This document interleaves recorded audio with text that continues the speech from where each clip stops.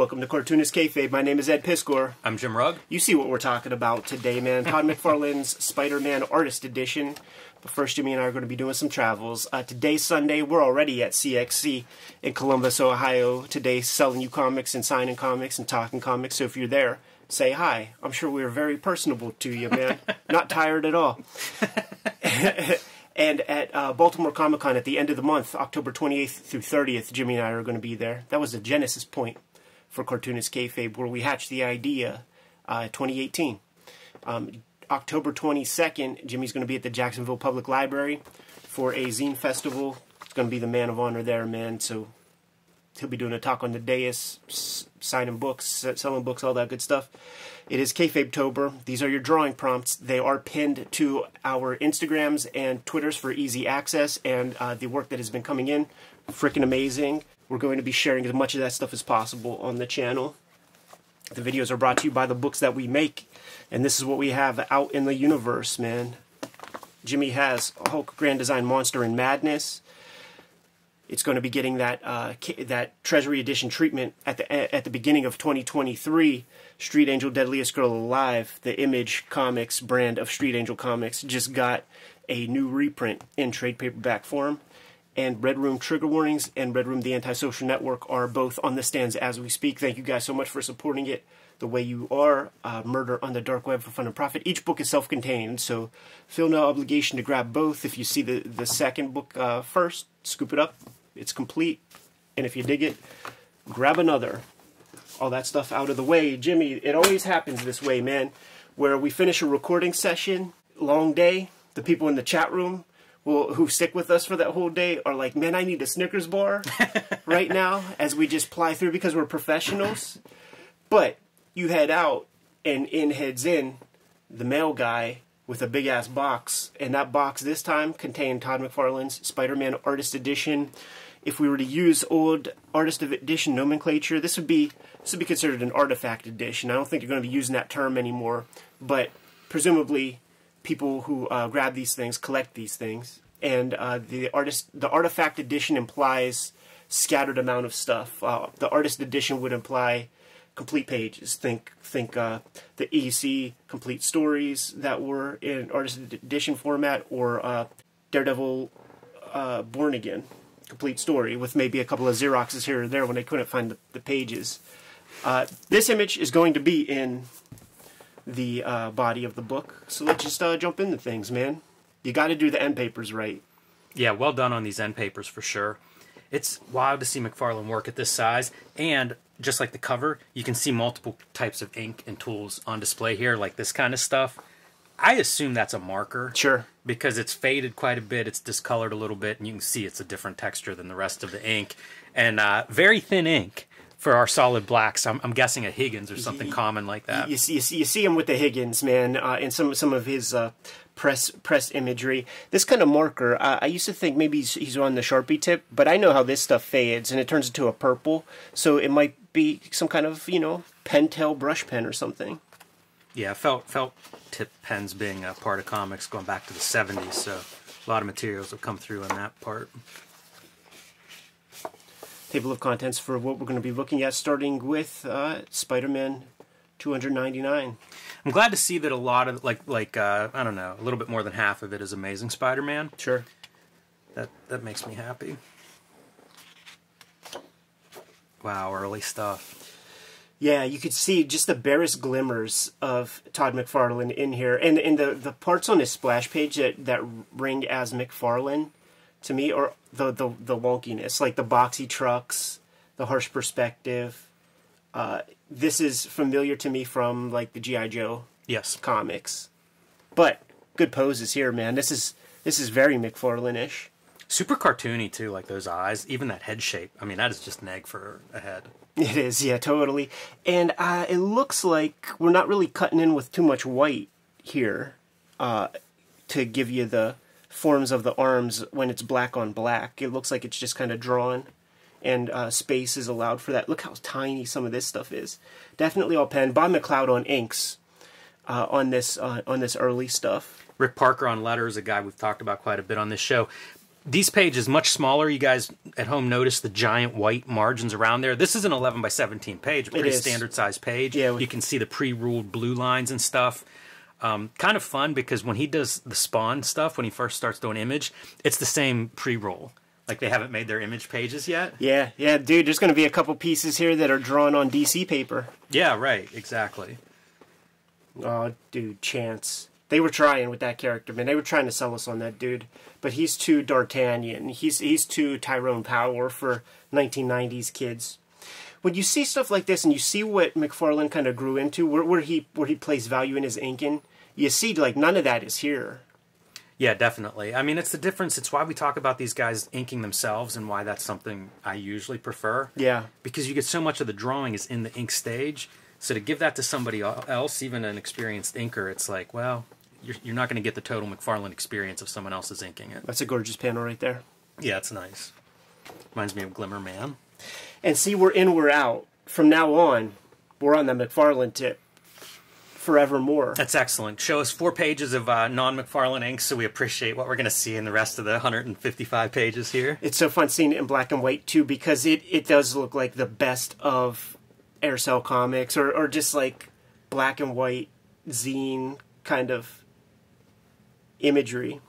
Yeah, it always seems more lo-fi than I expect it to. Yeah. You know, there's something about putting this on newsprint with all the colored dots that adds a lot of density. Yeah. And when you see it like this, it is kind of stripped down. This is strange, this background. It's like stippling. Like, do you think he drew that and then pasted it in? Not at all. Not at all. What do you think that is? Yeah, I don't know. Like, I think this looks photocopied, but I don't know if that is. Yeah, I just don't see him taking the time to stipple that stuff, man. Yeah, I don't either. That would be a bad use of time. But I don't know what that effect is. Yeah.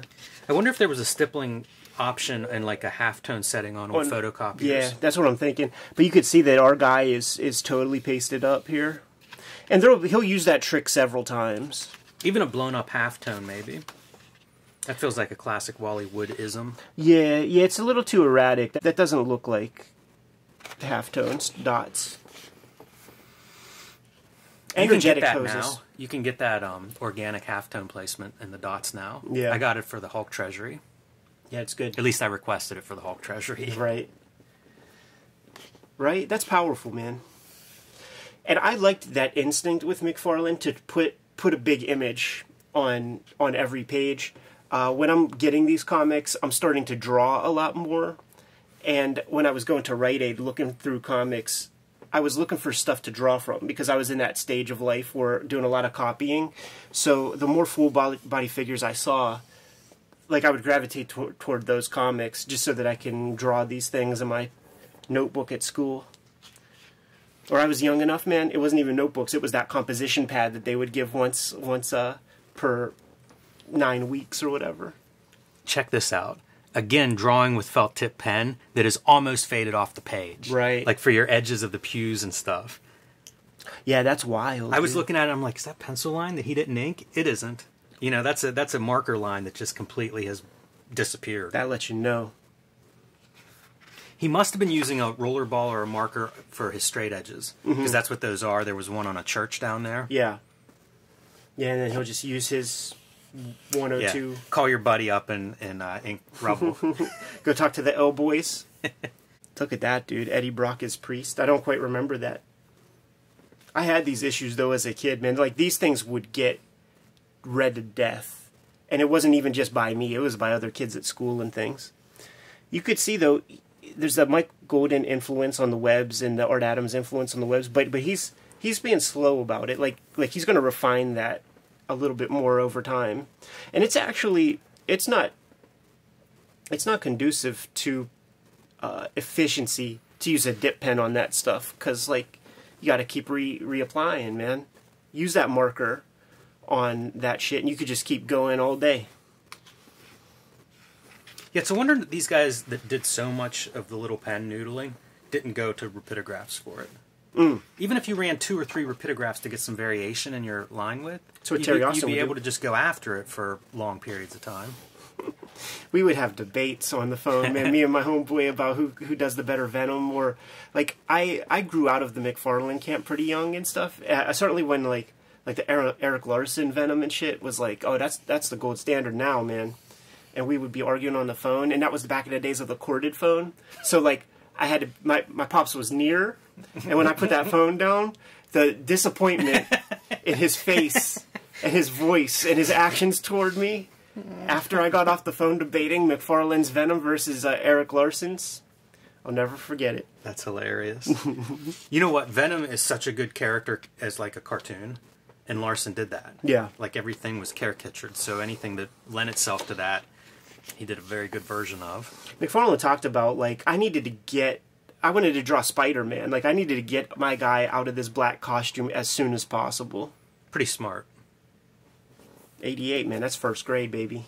Fun cartooning, you know, like these weird proportions and stuff. Even just the gap in the teeth is a nice observed detail. And when you do cartooning, like, there are still rules to it, so he's got good perspective on the teeth. It feels rounded. And here we go, man. Spider-Man back in the business suit. Try as he may, man. You ain't going to sell us too hard on Silver Sable. Look at the weird shadow treatment on the Spider-Man traditional costume. He's got to figure it out, huh? Yeah, and he hasn't figured it out yet. And it becomes the thing where, like, there's still predominantly lots of blue, but you start to think of, when you think of McFarlane Spider-Man, the adjective list, it's way more black than blue. Yeah, and we'll see that here. It's fun when Larson does the Spider-Man run. At one point, he's doing just black for that blue part of the costume. I love that. Yeah, Jay Lee would do that. I remember the corner box for the issues that he did. It's just pure black and red. Not bad at those Dutch angles, man. He knows when to use them. Yes, little bits of design on the pages, even the gutter being uneven there. And those background characters, you're able to create some depth, you know. I'm sure it's just for speed's sake, you use your micron pen or something, but it does create good depth. You use the heavy ink line on your focal points and just push your background characters to the background. Yeah. That's probably the best car McFarlane ever drew, which suggests that that's a trace. Yeah, that looks right out of a car ad. Yeah. Hey, no harm in that. That's the history of comics, man. Copying cars out of newspaper 22 ads. Pages a fucking month. And nobody's buying this book for the car. Do what you got to do. Get the work done. It's a good illustration in the sense of the car just isn't important. Like, really, it's as fast as you can draw that car and get something satisfactory on the page. Dude, like, that's the shit that I love in that Bakuman manga, where it's about making comics and the rule of the assistants. And I remember the assistant is like, do not even worry yourself about drawing cyclone fences. You have to put together 17 pages of comics every week. I'll handle the fence, and I'll handle those bushes in the park. This always blows my mind. Like, look at the difference in your 2 pages. Yeah. Color-wise. Like, somebody's got this thing sitting out on their desk, and there's the fucking windows smoke just coming right through. Yeah, absolutely, man. Pure UV exposure. It is funny, like, he would talk about bringing modern fashions into MJ, and it's like, what chicks in the 80s were even rocking that? Is that what Wanda was rocking? On the day-to-day? Look at that, dude, the Kayfabe Studios. Yes.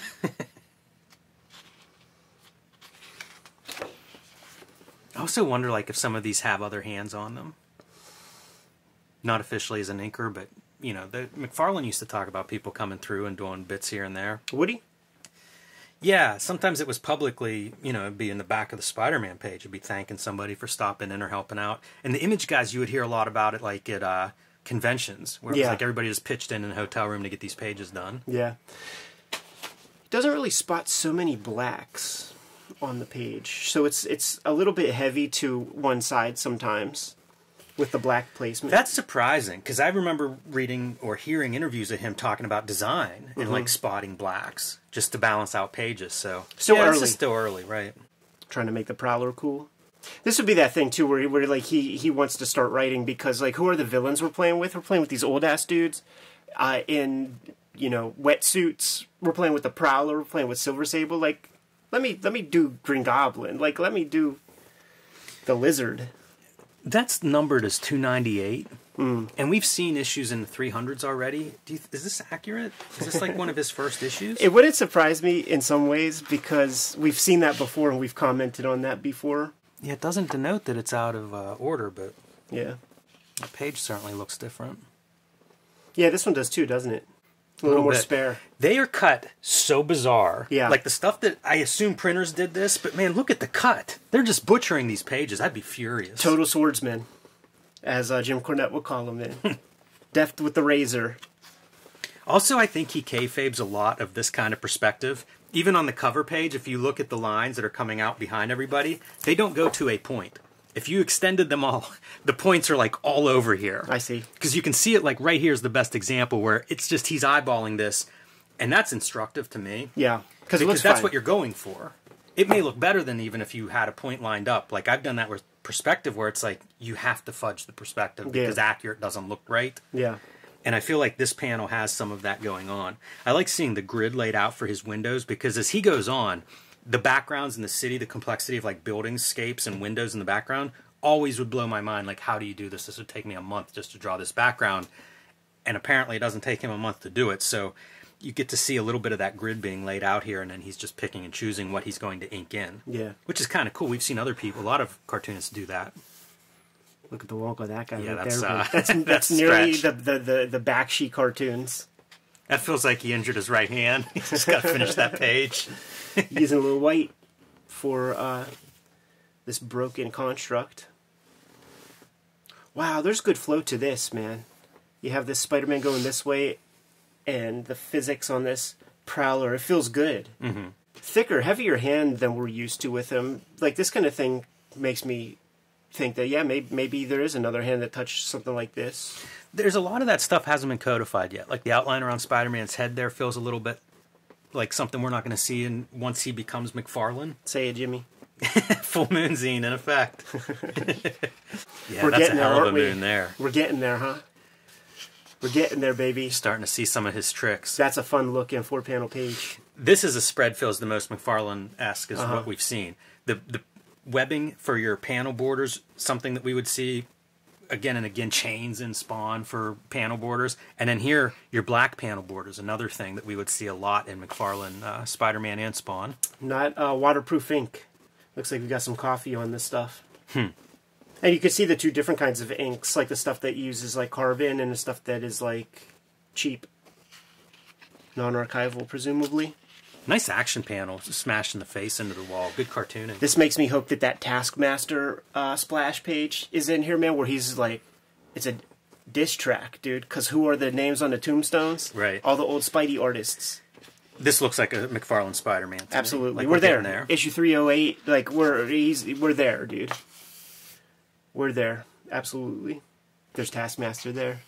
It must be this issue or next. That's totally a classic McFarlaneism. And he never figured out like the nose or anything, but it looks arachnid. Totally, and this would be one of those put the tracing paper on and draw the face under the mask and see what you get because the nose is like up here. Yeah. It would work for Moloch from Watchmen would be able to wear that mask. Yes. We looked at Ramita Sr. Yes. Spider-Man recently, and you can see why those old dudes would just be angry at this. Absolutely. This There's is a lot of such stuff. a different version. Yeah, there's a lot of stuff that doesn't make sense. Like, imagine being the colorist on this. Like, I'm not even too sure what I'm looking at. Oh, that's like Central Park. Yeah, that's a pretty good panel. Yeah, but it's not very clear. Like, you need the color to make it clear, and one of the rules of the old school artist is, like, it has to work in black and white. You see more blacks being spotted, too, and I wonder if that's a sign of him getting a little more comfortable with what he's doing. Yeah. This is the shit that, when I was a kid, like, okay, this is manageable.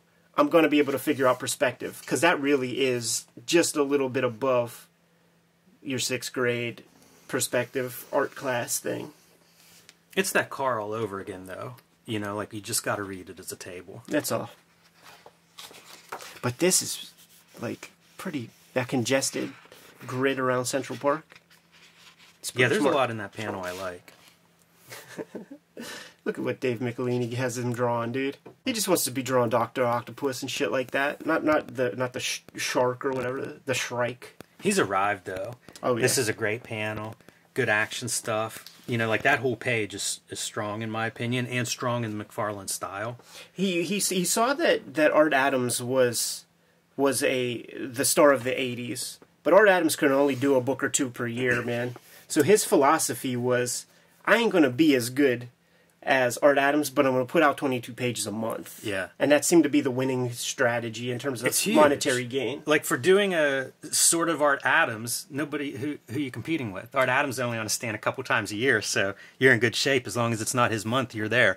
So I mentioned, having guys chip in. Yeah. And there's a note already for Terry Fitzgerald doing background assists. Yeah. We're going to see him marry Wanda in the pages of Spawn. I think he works for the CIA. He's the first CIA mole in comics. It wasn't that one Batman writer guy. Yeah, we're totally there at this point. Man, I love all the perspectives of these panels. You mentioned earlier he's good at, like, doing a Dutch angle. Never do it straight up. It's Spider-Man. Like, he's never, like, on the ground, so always angle that camera around and follow this guy. The cool thing about seeing the pencil blue line of the spider web is it acts as a kind of wireframe for the figure, and you see that he's kind of understanding the volume of the forms that he's putting down. Yeah, and I assume looking at it and deciding, you know what, don't need to draw the webbing on him, too complex. But if you look at that spider web line, it's just like two lines, like a squiggly and a straight line, super simple. And you compare it to like 20 pages earlier, like that early go of the intricate webbing. He's figured that out too. Totally. This is absolutely like the kind of stuff where, even as a kid, you could sense that the artist doesn't want to be drawing this. Like, he's not putting... This is all generic clothes. They're boxy. Do you feel like everybody that gives Liefeld a hard time on hands needs to now give McFarlane a hard time on hands? Sure. What is this? Like, wow. Yeah. Whatever this is inked with is not archival. Not at all. And it looks like it's all one tool, using a marker just for the blacks there. It frames our main characters reasonably well, but yeah, it did not age well over time at all. And you compare it to this black, that's the flattest, blackest black ever, which makes me think we adjusted levels just to get this amount of to show contrast. Up. Wow, you're because right. Look how black that is. Yeah, totally. Yeah, that was a bad batch of ink. The tall vertical panels, another McFarlane calling card. Yeah, it feels like he's here. In terms of, like, the collaboration with the writer, when you have this hot guy, it makes me appreciate stuff like Grant Morrison on Arkham Asylum, or like those Kelly Jones Batmans, where it's like, this issue, let's have Killer Croc, this issue, let's have Mr. Freeze, this issue, let's have the Scarecrow, because, like, Michelini, we don't give a fuck about this guy. Hey, note on the Kelly Jones Batman, the Mr. Freeze that we thought was badass, and we were like, let's see a Kelly Jones Mr. Freeze, and it shows up. He just posted on Twitter sketches of Mr. Freeze that he had to show to Denny O'Neil because O'Neil didn't like Mr. Freeze. You could find that stuff on Kelly Jones's Facebook also, and it has great commentary, great comments from Greg Wright, who is the colorist on that issue. And when he added his 2 cents, he told Denny, like, when I color this, I'm using available lighting. Like, some of the characters, the color on their costume might look a little different because if there's like flames or something in the scene, I have to color it accordingly. It's not going to be just a coloring book. Cool. This is the gray for Batman's chest. This is the... Look at how wonky that Spider-Man figure is. It gets the job done. Like, I'm not confused at all what I'm seeing, but that is a wild figure. Grab it. Grab it, Jimmy. Explain what you're saying, man. Oh, boy.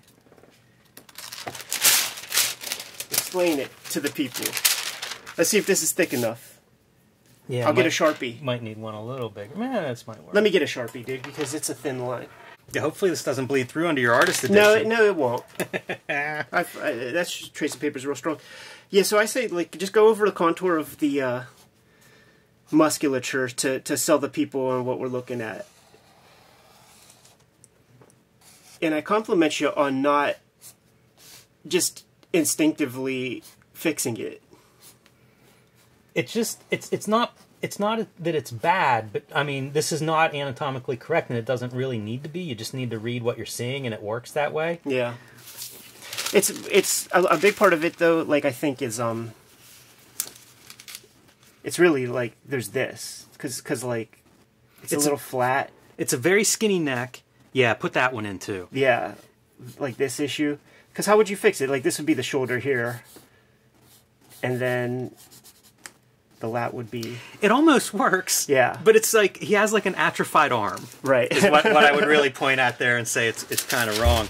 And it doesn't bother me. It's just this idea of like you're putting out a monthly comic and you need this to read as Spider-Man in the foreground, and it does. I'm saying this works well because of function, but the anatomy isn't sound. No. And that's what I want to point out to people is just this idea that like you can criticize every cartoonist bends anatomy. Sure. To fit these weird shaped panels, like you have to, and that's often the thing that people criticize, and it's like that's just not a thing to criticize. If anything, it's almost resourceful that your cartoonist is able to do that. Keep the trace of paper handy because there might be one or two to criticize just for the fun of it. It's close by. Look at the intricacy of that background. Yeah. That's got to be like. I assume he finds a reference for that in mostly light boxes, right? Because that's pretty complex, and you've got perspective going on there. Yeah. And doing arches in perspective, very, very hard. Pretty hard. The cool thing is the way McFarlane's approaching it. It's not like these like a lot of the cartoons that you see out now that like they're clearly tracing like a Google SketchUp, and when they and posed figures like from programs and stuff, and when they integrate it as a whole page, very static. This is his hand all over it. Add your bullshit lines. Like that's the big lesson that I get from the Ennio Asano Man Ben episodes, where he's using legitimate, like straight up photographs that he took, but he's spending 2-3 hours per image to just make it feel a little more chaotic than real life. Look at this. I mean, this guy should be a criminal. Yeah, like he's sticking up his hairdresser. That's not Ben Franklin time traveling. Dude, McFarlane's gotten really good. By this point, I feel like these pages, they're really strong. They read, they're clear, they're interesting. He's been doing monthly comics for several years at this point, man. Like, had that run on Infinity Inc. He had some Hulk stuff. Do 22 pages a month for a couple of years. You're going to get good pretty quick. Is this all Rick Parker? And I know Rick Parker watches. I'm curious to hear because that is almost McFarlane lines. Yeah. Yeah, but it's interesting because like when you see these lines, they're a little bit more chaotic. Rick Parker chimed in whenever I showed this off, and he didn't get a comp copy. So you guys got IDW. You got to make good on that. Give the man a copy, goddammit. Wow, that's berserk. Yeah, shades of that Michael Golden Hulk versus Spider-Man issue. Like another influence on McFarlane for sure, and you see it here.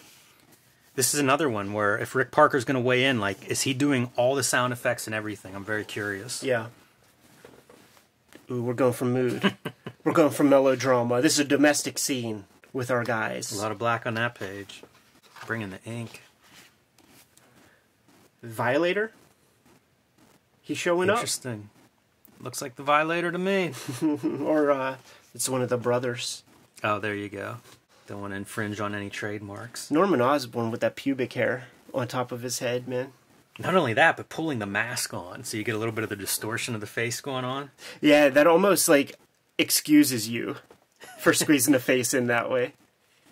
Those skinny panels like that are just impossible. Stuff rarely lines up like a close-up of a face or a head in those panels, and McFarlane always stretches that face to fit. Classic image pose. Yeah, it truly is. And just looking at it as a piece of black and white art, like if you made this black and you add a little darker to that hair, like that would balance the page so much better. Like leaving all that white, just, it's so open. This is neat. The building is almost the speed lines for him leaping. Yeah. And it's certainly all directional devices pointing toward our guy. And look at how busy it gets with the webs and that background stuff. Otomo was certainly an influence on him. We're going to see perhaps some Otomo backgrounds pasted up in here. I hope so. That would be a cool piece. I think we're past the Taskmaster splash page, unfortunately. When there's two signatures for McFarlane, do you think that this piece of art exchanges hands a couple of times, and each guy who owns it wants a fresh signature? I never thought of that. Yeah, that would make sense. Doesn't happen often. Good body language here, but he would do this where he would just kind of fudge. You know, your domestic characters, your people in just regular garb. Just these boxy. Yeah, a lot of this line work, it was just strange on, like, civilian clothes. I think there was, like, a little paste-up that fell off. Yeah, it must be. Although that reads clear. The Yeah, front in front of of the the exclusive condominium residencies. Although that doesn't, something's wrong there. Condominium's cut up. Yeah. Do you think the colorist would get this and just curse him? Yeah, for sure, right? And certainly the separators, the poor bastards who have to cut out a certain color. I bet you get yellow in the background and it's okay if it goes over the This would be a good webs. artist edition to have your original issues next to it. Totally. Another example playing with a bunch of different inks. Yeah, it looks like He'll give you duo shade. He'll give you a solid black to a point and then uses cheap materials. All of his figures have that like club finger. Yeah, they're big fat fingers. Look, this ink is so weird because it halfway through the stroke turns into the black ink on the hair right there. Yeah. What the heck's going on there? I do think it's two tools. Yeah, I definitely think that we're looking at two different tools. It's bizarre that there's a seam, that there's a seam in the middle of the strokes. Mm-hmm.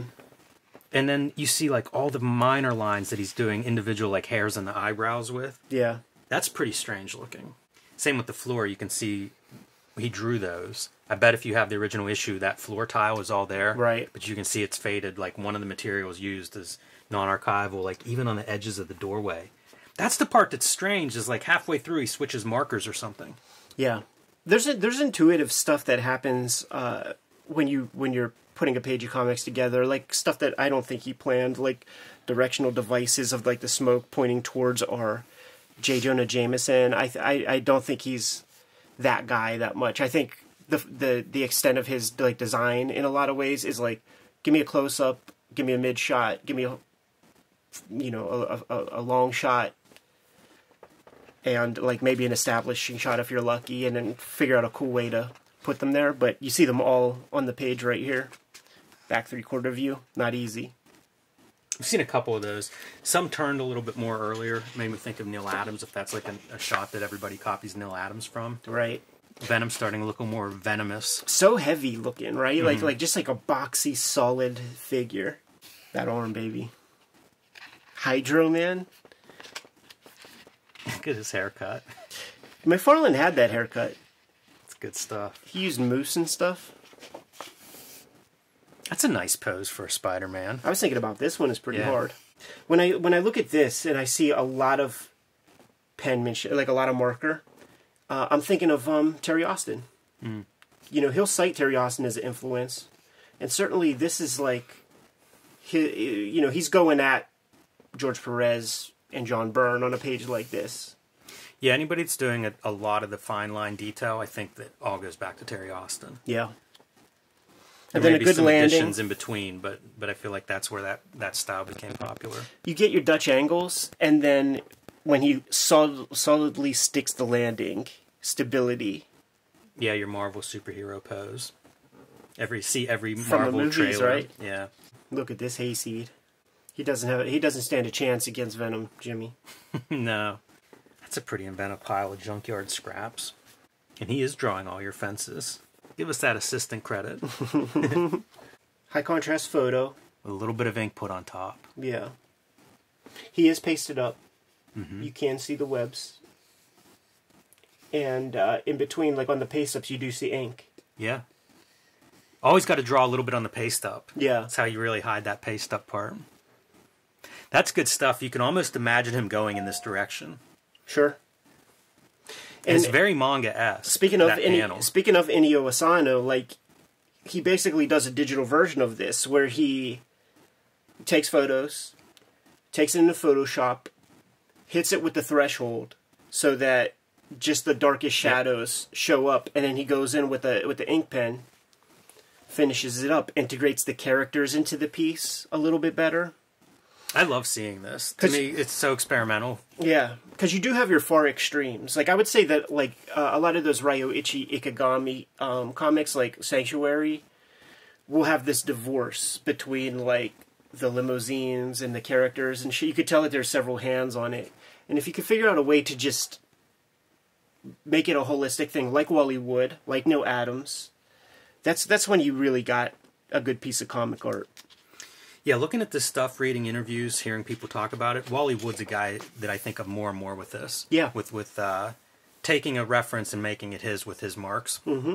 Man, this is what I could never figure out how to do. Like, how do you put 1,000 lines on someone's face? As we get closer to adjective lists, we're going to see a lot of close-up of hands and things. And he doesn't have it figured out here exactly. That's really muddy. But he comes up with his language for that. I never absorbed it. Nice askew little panel. Really sells you on the chaos of the moment. Really does make Spider-Man his own. You can see how this left a mark on Spider-Man, not just in sales, but, you know, at this point, like, he's doing Spider-Man stuff that nobody else did to Spider-Man, and, like, he's doing it consistently and for a few years. And they have to adopt it. Mark Bagley has to fucking start drawing big eyes on his Spidey. Might be helped along by the fact that, like, Eric Larson kept that up.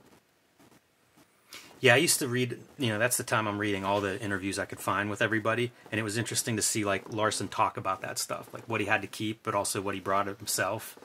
Because was he instructed to keep the big eyes? I don't know that he was instructed to. I don't remember him spelling it out that way, but it was more of just like, this is what Spider-Man looks like now. Yeah. So you keep the big eyes because that's almost like costume piece, but then you draw figures the way Eric Larson draws figures. Yeah, and good example of, like, almost completely black Spider-Man. We talked about it where he's trying to figure out the lighting, and the way it was done before was he was more blue, and there would be some darkness on the underplanes, but that's predominantly black. Look at that, dude. We're getting the unhinged mandible jaw a little bit starting to show up. I didn't think he ever did that, but clearly did. Doesn't have that the Gene Simmons tongue yet. This is your classic McFarlane. I associate as like the McFarlane building. Totally, because it's also like that whole, you know, the Chaykin imagery with storytelling value stuff. Just throw it in there. Great weight on this figure, actually, man. Like, broken clock is right 2 times a day kind of thing, and that feels like it's well balanced of a figure. And there's a panel set up. Yeah. And so, like, this figure's breaking it. I just saw a friend of the show, Michel Fife, talk about breaking panels. Right. One for story effect and one because it looks cool. Yeah. And I feel like you're getting the looks cool version here. I think you almost only get the looks cool with the exception of, like, stuff like this. Makes a lot of sense for storytelling's sake. Yeah, that's when I would always see it as a fight kind of thing, an action moment. You want somebody to break out of that panel. Big, heavy borders.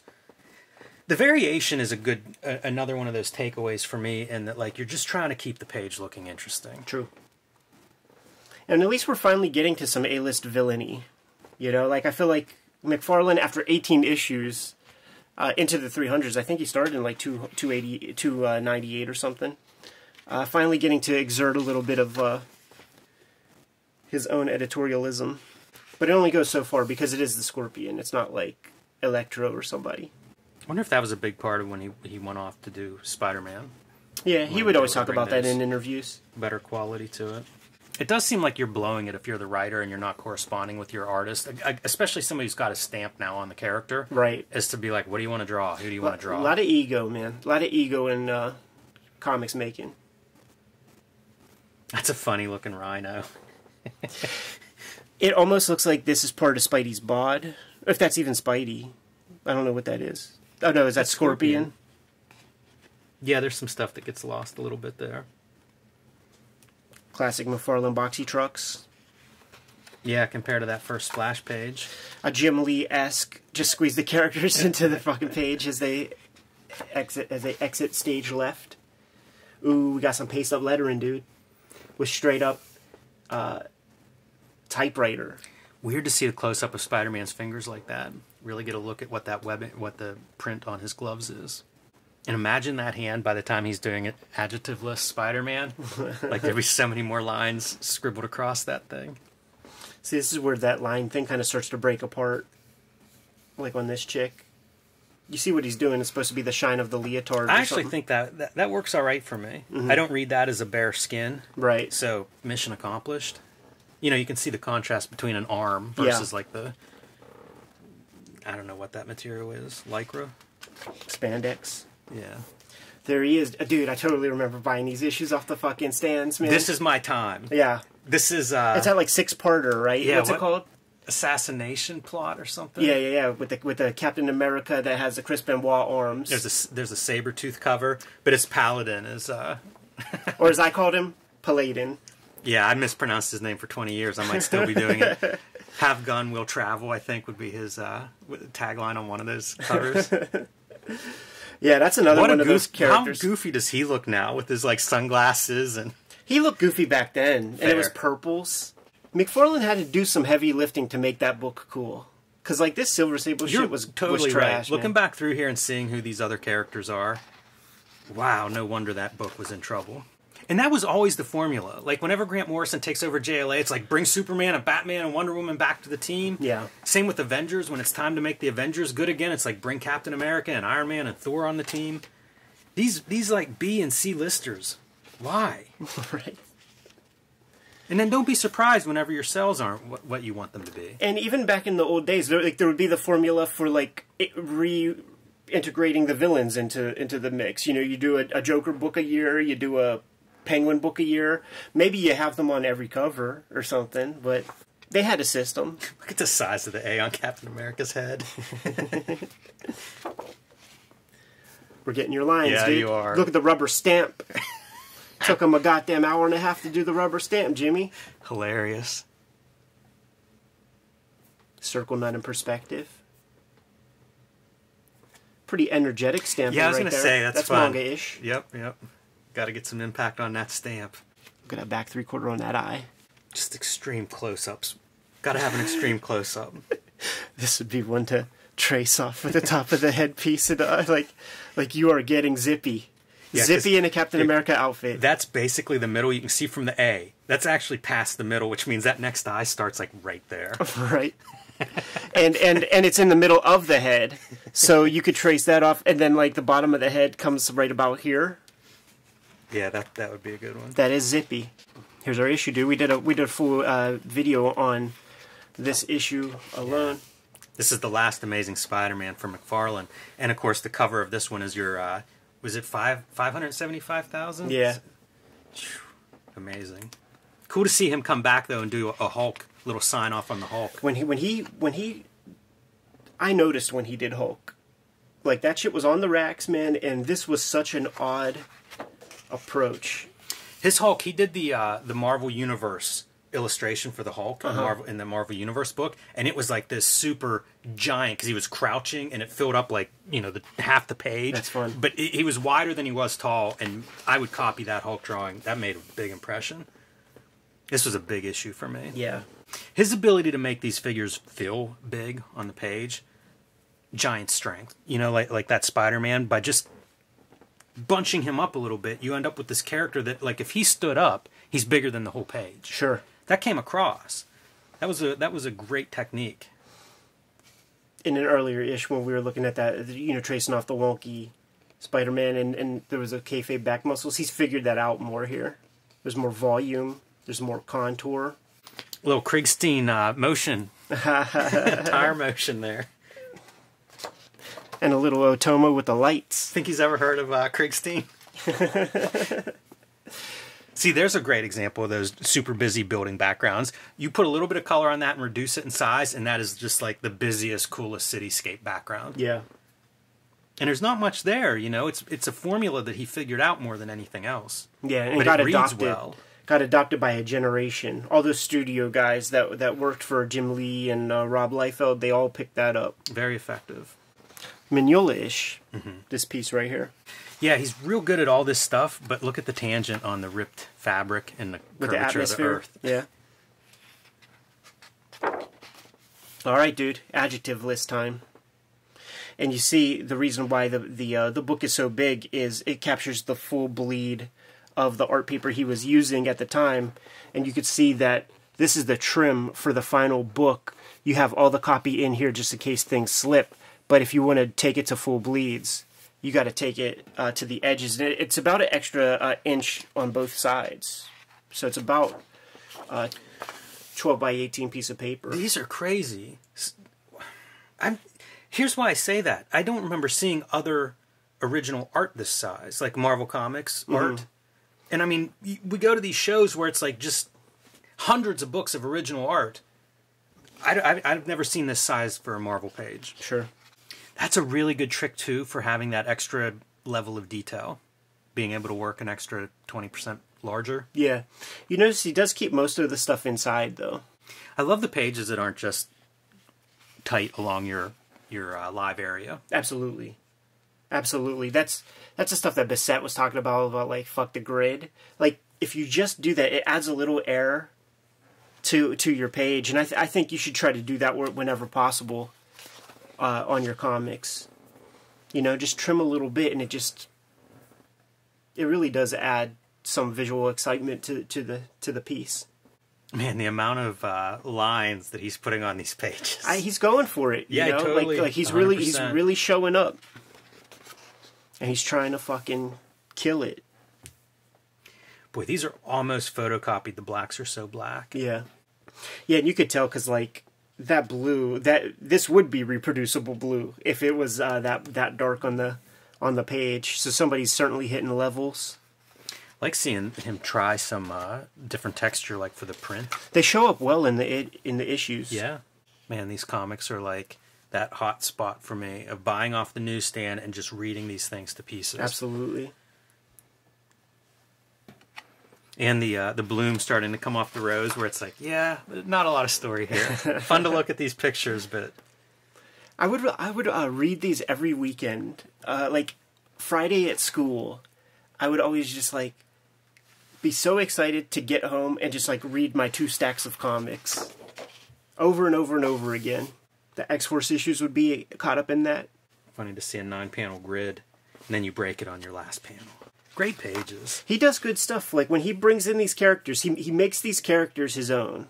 You've never seen Calypso so cool. No, and all silhouettes of these like different size figures. Works great. When he does chaos, I forgot the level of chaos that he reaches. Yeah. I mean, like almost indecipherable in black and white. Yeah, good luck coloring it, huh? There's your broken glass. This might have been Spider-Man. the issue he colored. He colored one of these. Maybe I think it was issue 3 or 4. Yeah, man, crazy.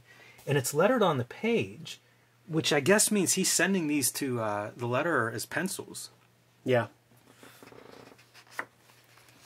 Yeah, putting FedEx to use back in those days, man. Look at that Ghost Rider. Again, make it as big as your canvas will allow, you know? It's like Ghost Rider, 2 pages, and maybe a little bit bigger than that if you drew it all out. And abiding by the copy areas. Mm-hmm. Rick Parker has to spread the lettering out a little bit. I can't stress enough how important that is, that scale. Yeah. Yeah, no. Because I would read this stuff and it was like it had an impact. It was way greater than your average comic book that I was picking up at the time. And this is why. So goth. Yeah. It's something. That's a pretty classic image of Spider-Man. I feel like we've seen that quite a bit. We're going to see it one more time at the end of this book. That looks a little dashed. That's some strange inking. Like all that stuff. Got to get that page in. He's got the flu that day. Wendigo had the crawlers in that day. He knew he was going to be on camera for his latest issue of Marvel Comics. This is a pretty fun composition, leaving the sky between the buildings open. Give you that black and white contrast. And also just a little bit of fucking room to breathe, man, because we've been seeing some very, very congested imagery. Yeah, I'll say. Speaking of contrast, like, look at a beset tyrant or swamp thing to see contrast in, like, how you approach vegetation. Yeah. Oh, man, that's fun. The ship blows my mind. You know, like, seeing something like that. That's fun. It is. I just can't argue with that. He doesn't do it often, man, but doing some shadow on the red is very effective. Mike Zeck comes to mind. Yeah, you don't see a ton of that. Not just in McFarlane, but almost anybody. And when you get a little bit of the shadowy Spider-Man face, I almost always think it looks good. That almost red as an ear, and I was thinking of the yellow kid wearing a Spider-Man outfit. He gets more complex with his donuts in Spawn comics when Sam and Twitch are on the docket. You'll see that in some of our Spawn content, and there's your Felix. Yeah, I was going to say, there he is, too. I haven't been looking for Felix as much as I should have. We probably missed a couple. Yeah, it's Here's more of unfair. your paste up. I always wonder how people do the newspapers. Me too. Like anytime I have to do one, I'm always like, man, this is way harder than it should be. And then, like, are you throwing some business your friends away or something? That'd be great if you were. Yeah, is it on a million seller? A local real estate market in Arizona. You're getting calls. This is such a weird treatment. It is. I mean, it just doesn't work for me. We probably called it out when we were looking at that issue.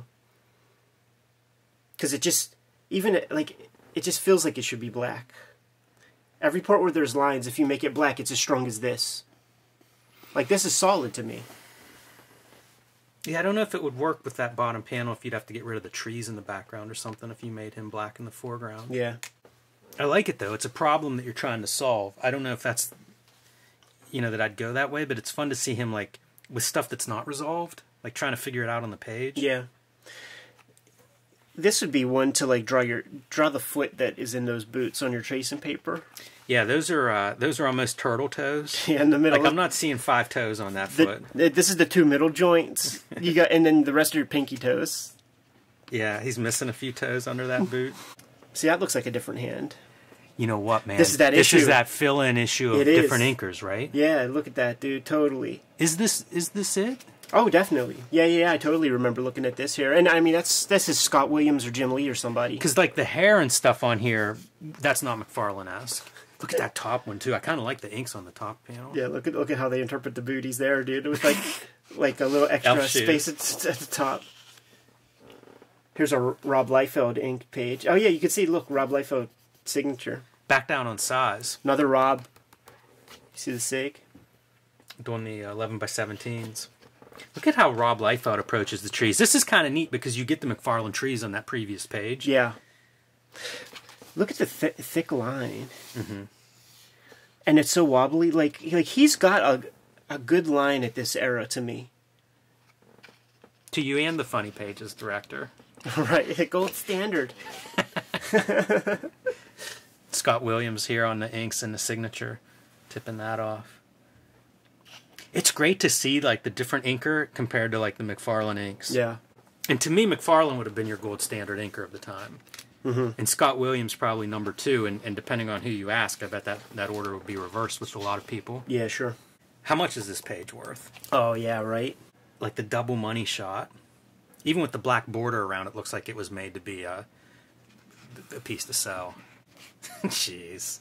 Look at those glutes, man. Activated glutes. Yoga with Adrian. Some dry brush around the edge of the shadow.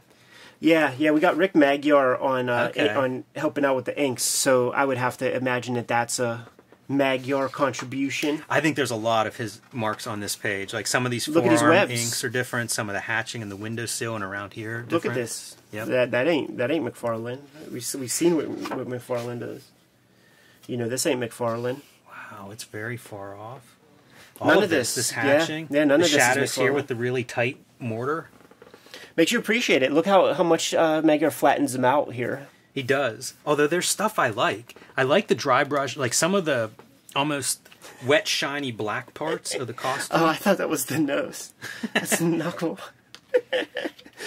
Almost has a finer line he's using in this hatching. Yeah, he does. Yeah, all this. This might be McFarlane. This is dope. Hitting it with the white. Yeah, that's a nice page. That goes back to what I was saying about not adhering to the grid or having different panel borders. It's just how do you make each page interesting? That white's a good touch. Never really see McFarlane do much spatter. Mm-mm. Uses it a couple places here. Got to use it here because you're going into this grim, gritty underground story. Yeah. I mean, that Morbius series is a function of Morbius's appearance in this Spider-Man comic, right? Gotta be. Nobody was checking for Morbius. I think it's a function of Ghost Rider, because that's when they were blowing out like, oh, Ghost Rider's popular, let's do 6 books. Morbius, that was that Ron Wagner art. Yeah. And some of that art's pretty good. Oh, it's all solid. And it's funny to see McFarlane go back to the black costume. Right. Capping off the run. Wonder at this point if he knew, like, okay, I'm about done. I'm going to do, like, 2 more issues. Just looking for that out. Yeah, you think he had given his notice? Like, was he, did he know he was done at this point? He's doing a year's worth, right? And he's the clear seller. He was talking about how, like, he was doing everything right. He was making his thing a seller. and then editorial starts to come back in. They created a vehicle for him to do whatever he wanted, and he did what he wanted, and he made it successful, and then they're going to start telling him what to do and things. Can't be too violent. Can't stab Juggernaut in the eye. Yeah. Let's see if that page is in here. It looks like a Spawn page, doesn't it? Totally. 100%. But you see glimpses of that a lot, right? Yeah. I mean, it's Malbosia. Do you feel like he gets to a point where he just plateaus as a stylist, and then it's just like it's McFarlane? Yeah, sure. And it's partway through this. Sure. Because is he bringing anything new in Spawn? Yeah. Yeah, and you know, that first Vault edition is like, that's the primo McFarlane stuff in Spawn, and then that back half is kind of... But from a stylistic standpoint, I don't know that there's too much evolution going on there. This is an interesting approach, because now, like, we've caught up, like you said, to Todd McFarlane of, you know, modern day or whatever, and now let's take it back to 86 and start it over again. So, like, buying these off the rack and realizing that, like, I have the first appearance of Chance and Silver Sable and Venom. Man, they were selling you. You were perfect for them. I believed it, but I was primed even before that, because I bought the first appearance of Puma by Ron Friend's Spider-Man, like before McFarlane got in the mix. There's your high res photos. Yeah, pretty early use for him. Yeah, for sure. And on a cover, that's bold. How many times did he redo this in his homages to himself? How many times has everybody redone that? That's got to be one of the most homaged covers. Pretty cool. I love this drawing. You know, like the distorted reflection of Spider-Man. It's so cool to see him going for it that way. Yeah. He would always draw in these too, which I commend him for that. This was stuff I bought all after the fact. Because I come in buying this, and it's in that assassination plot time period. Right. So, like, to get these, they were all back issues. I had this one off the rack. Hydro Man. Is that Hydro Man's first appearance? I don't know. Look at this dude for Glenn. Could that be Glenn Danzig? That feels like a very smart, well done cover. It's a good Venom. There's your joint. Amazing. Worth about a neighborhood streets full of Pittsburgh houses. One of my big regrets from childhood is I redrew that. Oh, and I just don't have it anymore, and it'd be so much fun to show it off, because imagine what a piece of crap that thing is now. I don't see any well, I guess there is a signature there. I wonder if the signature means it came, you know, somebody else possesses it. Because at a certain point, he doesn't sell any Spawn work. He has all of that himself. This is the one. Give me that tracing paper, man. Is this the one that gets us kicked off of YouTube? No. I'm not going to go there with the doggy style. This is a classy affair. You know what this is that, remember that controversial cover of, I think it was Spider-Woman, maybe? Yeah. And then, like, everybody was drawing them. It feels like this is that exact pose. It is. This is the joint right here. This is the one that makes the old timers fucking livid. This. See, they don't understand how flexible Spider-Man is. It's part of the spider powers. So when you look at that, like, let's say like there's a light source up here, the shadow for this leg would be about here, right? Amazing, yeah. So in space, like, that's where the leg is, and yeah, I just don't know how to make that right. But that's like, it's like he could do Indian style backwards. You gotta admire Spider-Man's flexibility. Double jointed and stuff. Did you remember that great Roy Thomas issue where they explain how double jointed he is? No, I don't know that one. Oh shit, are we going to get that, like, that X-Men cover and stuff? You know, this is playing the hits, man. I think we looked at all of these. I would buy these. I used to buy the Marvel Ages. Pour over those. Yeah. This would have been in my wheelhouse. We've seen all of this in, like, the Marvel covers. I used to buy these dumb things too, man.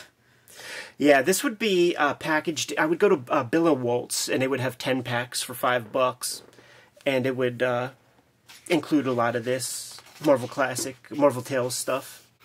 Amazing to think this is the guy. Like, this is the most popular comic book artist of the early 90s. Yeah. And I know people will say X-Men outsold it, But I mean, like, X-Men was a whole system. Yeah. There was a lot of parts involved in that. Yeah. This was the dude. Like, he's penciling and inking himself. He's writing himself. Yeah. Yeah. Totally. And you could compare it to the other Spider-Man titles. You can also compare it once they go to Image, who's selling what. Yeah. Image, certainly perfect name for that company, given what they brought to the table. This looks familiar. Yeah, right? Where have I seen this one? Yeah, this is one, like, whenever I was doing my version, and I know you did a version inside the issue. So when you start with it and you really study this, you have to kayfabe a lot of stuff to get it to work. Yeah. You know, you increase this so that you got the thicker claws so that you can actually draw something in there. The shoulder stuff is pretty... Because, like, there's no... Like, this is the breast, this is the pec, and, like, the bicep. There's, like, no easy way to... Basically, the collarbone has to come here so that the arm can come there. It just... I always used to think it'd be a really fun thing to do, like, for, like, comics in a gallery kind of thing. Yeah. Where you would take the cover, and you would put that on the wall, and then you would draw the full figure around it. Because there are a lot of these covers that are just a piece. Right. And they are distorted. It'd be funny to see where things line up if you had a whole figure there. Also, when you would go to, like, Century 3 Mall in, like, the middle pagoda where the airbrush dudes were, this shit was airbrushed on shirts and jackets, and that was, like, an essential piece of the portfolio of the Century 3 Mall airbrush guy. And I wonder if there's some ubiquitous thing to that, like if other people would corroborate that. And as time went on, like, McFarlane became so copied from, like, the airbrush dudes. I remember the Overkill cover was on the back of a leather jacket, and I wanted that thing so bad. I would just stare at it. Every time I went to the mall, I would, like, visit it. This is that short list of all-time Marvel covers. Yeah.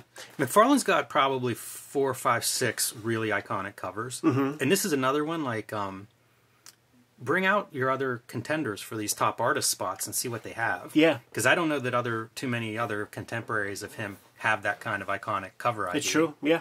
Yeah, it's true, man. Why check on the inks on this one? It's interesting because, like, I feel like McFarlane was inking like this at that time. I could easily mistake that for just full McFarlane. Yeah, I think Wycheck was inking a lot of the Hulk work of his. Although I think that issue is actually McFarlane inks. Yeah, sure. No, it totally is. Yeah. 30-issue run of Amazing Spider-Man with Michelini before he even starts his adjective list stuff. Pretty good run. Yeah. All right, man. Let's see how we end it. That's a great end page. You talk about your big... Damn. Using the canvas. That's really sharp. If he stood up, he'd be the size of my niece. Yeah. That'd be really weird. He'd be standing here, like, close to our height. It looks great that large. You can really study some of those lines. Not disappointed at all, man. Very happy with this McFarlane artist. The second it was available for pre-order, I put in my loot for this thing, man. And I'm very happy with the purchase. They did right. Great end pages. Always inspires me to get back to the drawing board, man. What do you say, Jimmy? Yeah, I got nothing else. What's your back cover? Anything back there? Going Mignola a little bit. Mignola from that time period. It's from. Kayfabers, like, follow, subscribe to the YouTube channel, hit the bell. We'll notify you when new vids are available. Jimmy, what do you got out there, man? Hulk Grand Design, Monster Madness.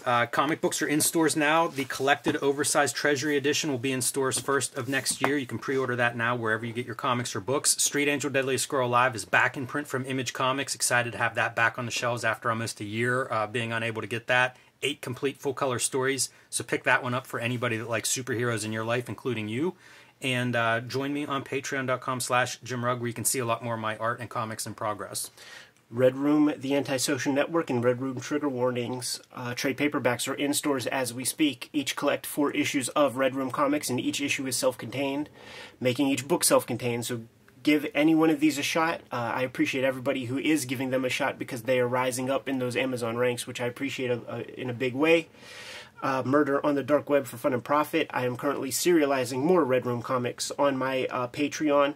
$3 gets you the archive there. You get access to all this material, plus comics that will not come out until 2023 in paper form. hit up my link tree. You'll be able to get access to all that stuff. What else do we have out there, Jimmy? Subscribe to the Cartoonist Kayfabe newsletter at the links below this video. You can also find Cartoonist Kayfabe t-shirts, merchandise, fanny packs, and more at our spread shop link below this video. It's another great way to support the Cartoonist Kayfabe channel. Giving those marching orders, man. We'll be on our way. Make more comics.